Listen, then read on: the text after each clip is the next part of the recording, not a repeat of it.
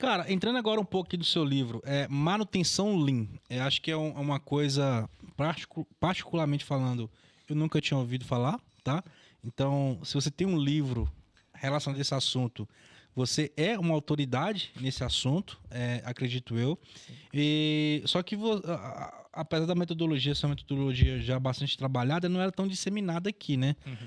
Para você chegar nesse nível de autoridade do Lean, voltado para a área de manutenção, ao ponto de escrever um livro. Me fala um pouco como esse mosquito do Lean te picou, qual foi os primeiros contatos com ele. Sim. E qual foi o nível de aprofundamento, de profundidade que você foi tendo, né, nessa metodologia até chegar a ser uma autoridade nesse assunto aqui. Bacana. E realmente é um assunto pouco comentado a nível Brasil, porque manutenção Lean eu nunca tinha ouvido falar. É algo bem inovador. Eu processo do Lean, até eu estava participando, né, do Fórum Nacional Lean, ele é algo dentro da manutenção extremamente recente, principalmente do ponto de vista aqui no Brasil. Como é que surgiu, né? Onde esse mosquitinho do Lean? Como eu comentei, eu tenho formação em engenharia industrial mecânica e tinha uma disciplina optativa na graduação e eu escolhi fazer uma de Lean. Então, lá em meados de 2009, 2008, eu tive o primeiro contato com a metodologia. Já aplicava muito a questão do TPM, mas não da filosofia Lean como um todo, com uma visualização mais ampla. Então, lá atrás teve esse ponto. E daí, com o tempo, a gente foi vendo, né, e daí isso é uma característica minha, de buscar boas práticas de outras áreas, que está sendo aplicado em outras áreas, para o mundo da manutenção. Perfeito. Então, eu enxerguei, poxa, na manufatura isso já é utilizado há décadas e gera resultado. Então, o que eles estão falando? O que é isso? Por que gera resultado?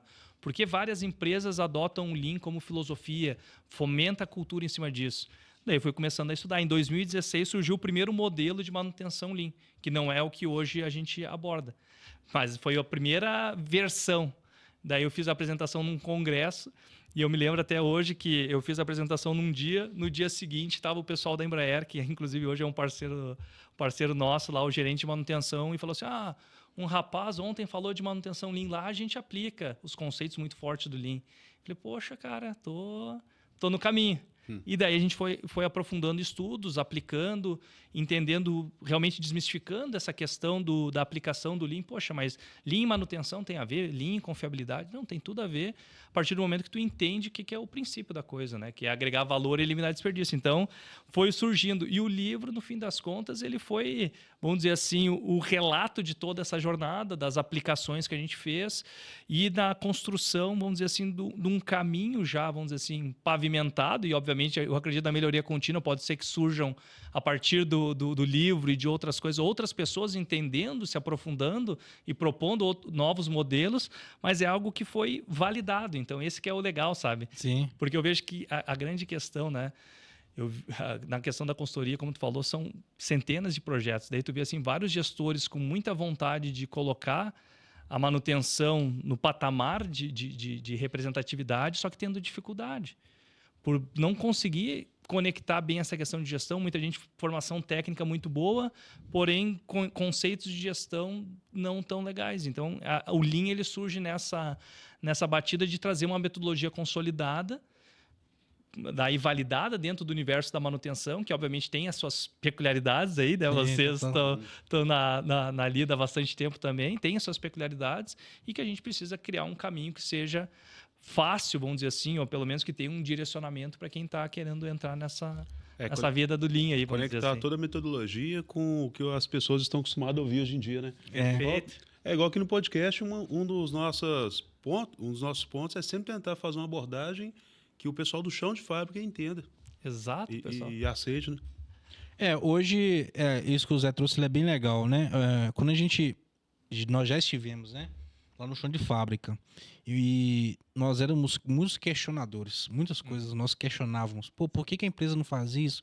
Por que a empresa não investe nisso? Por que a empresa não contrata tal pessoa? Por que a empresa não faz? Não faz. E é uma visão muito limitada de que está no chão de fábrica. E é limitada não muitas das vezes por conta da pessoa, muitas das vezes por conta das informações que chegam nela. Tem coisa que não vai chegar no chão de fábrica. Então, quando a gente está hoje no outro lado da moeda, a gente consegue entender muito desses percalços, muito desses questionamentos que nós fazíamos lá atrás, o porquê que eles existem. Um exemplo prático aqui, a gente fala isso direto.